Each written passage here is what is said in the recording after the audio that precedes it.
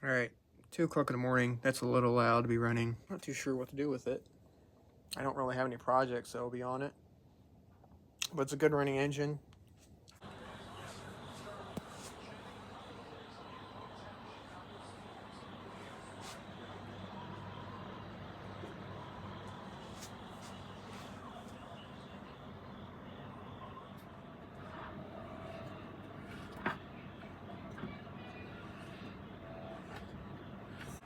There you go, folks.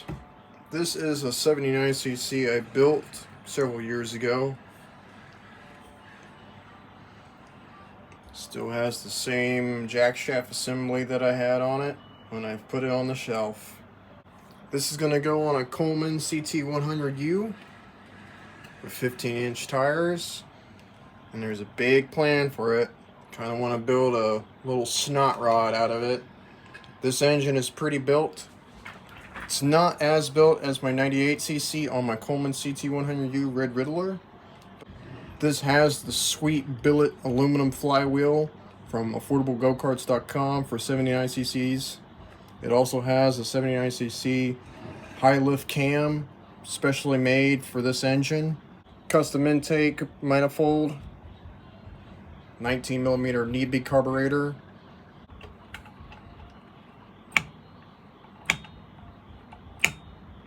Heard a lot of good reviews about these carburetors.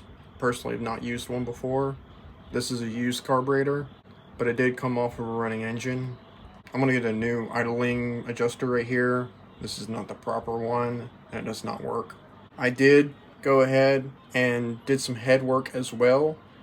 The intake port right here has been enlarged to fit the same diameter as the carburetor, and any rough edges inside the head, being that the intake and the exhaust, has all been smoothed out for the best flow through in and out of the engine. However, the head is completely stock from there. It's not shaved, it's completely stock compression, and like you saw, this is a HEMI. Very rare engine choice. Has a hemispherical piston, not a flat top piston. 18-pound valve springs on both sides. I made this exhaust.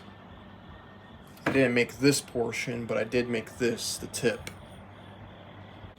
The wheel is going to be about right here, so I'm hoping that the exhaust is going to be far back, almost back behind the rear wheel, and the fender is going to be off to the side of it.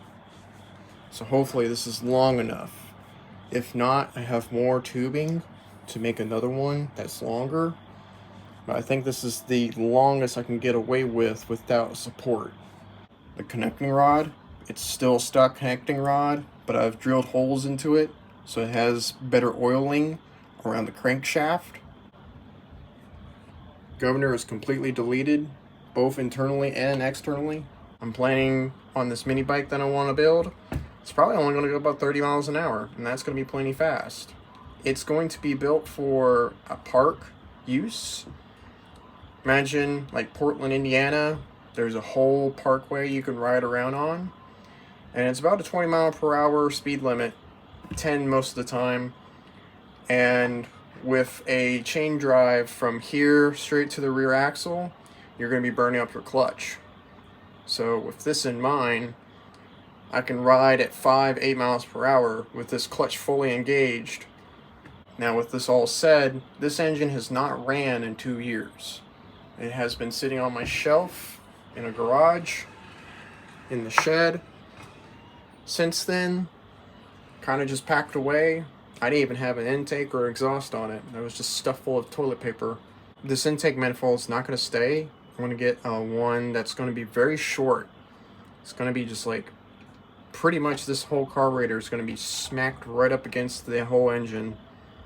May have issues with tuning or something because it's going to be like right up in this little area right here, but it's going to be all tucked in real close to the fan shroud.